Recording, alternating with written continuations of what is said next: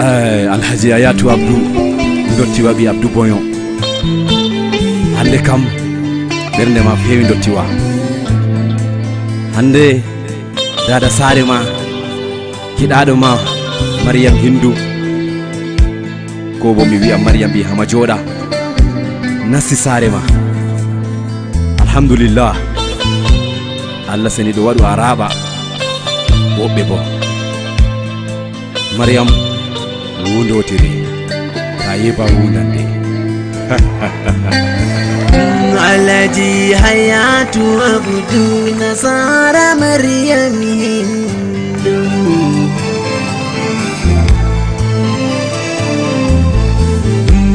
Ya Rabbi ya Ilahi indema da futiran mi ahuba hinna hejo den ahera hinna hejo ya Allah hokam dalila handi bo mi lela tegal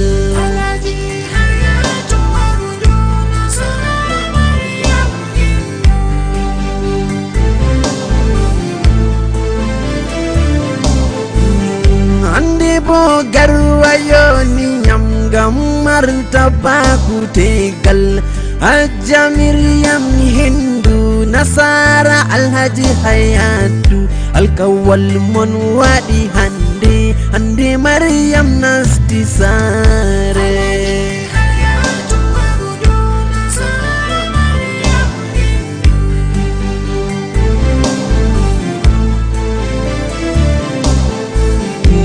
Dane jode bobodo tanado Alhaji Ballo Danu Hajja Adama bi hamma joda bobo bi Aisatu da kudi hande Mariam nasti lalle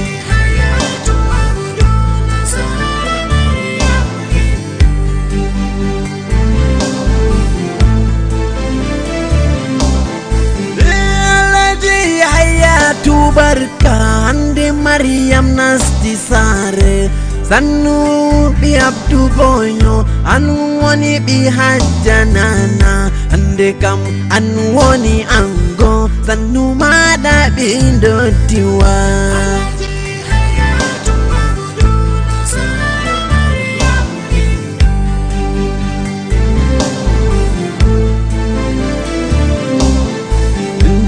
Ya Mariam jogu tegal ngam tegal woni hore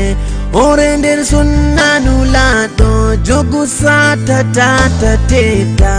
dane jowoɗa mo sirde be laɗo ɓi ndottiwa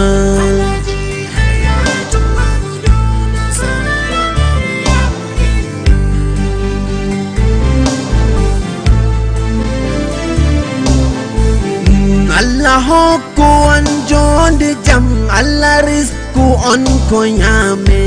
gadarja sunnanu laɗo Allah wallu haɗu konne Mariam Hayatu Allah hokku on jonde jam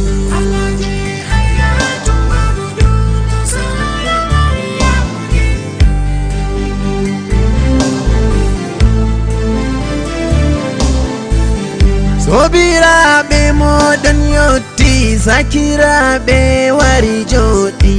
nda gorko be debbo wari heɓa walla on seyo Mariam hamma joɗa bobo be Hayatu Abdou Boyo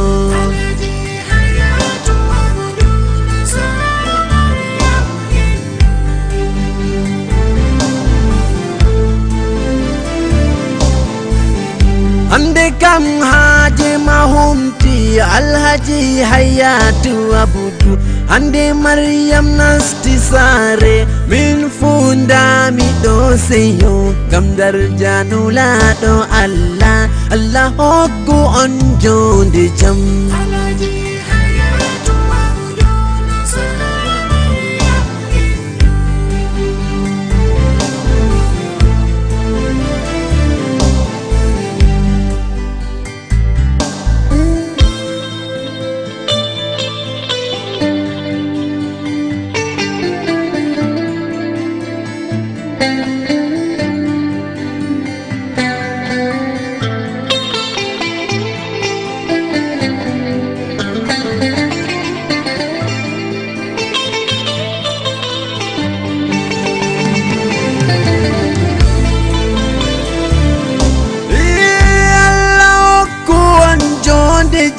Allah rizku on ko nyame gadarja sunna nulaɗo Allah wallu haɗu konne Maryam be hayatu Allah hokku on jonde jam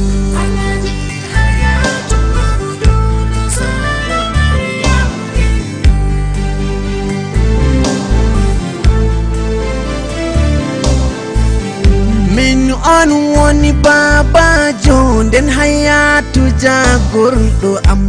Maryam bo sobajo am hande bo ndamiɗo seyo na Maryam hayatu abudu malami wiya Maryam hen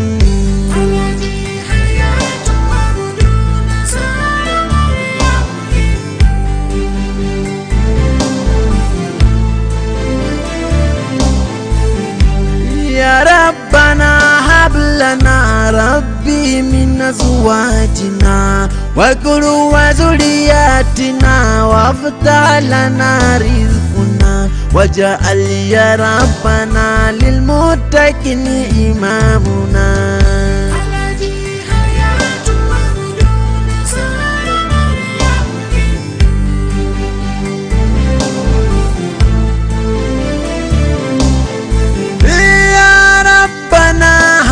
لنا ربي من أزواجنا وذرياتنا وافتح لنا رزقنا واجعل يا ربنا للمتقين إمامنا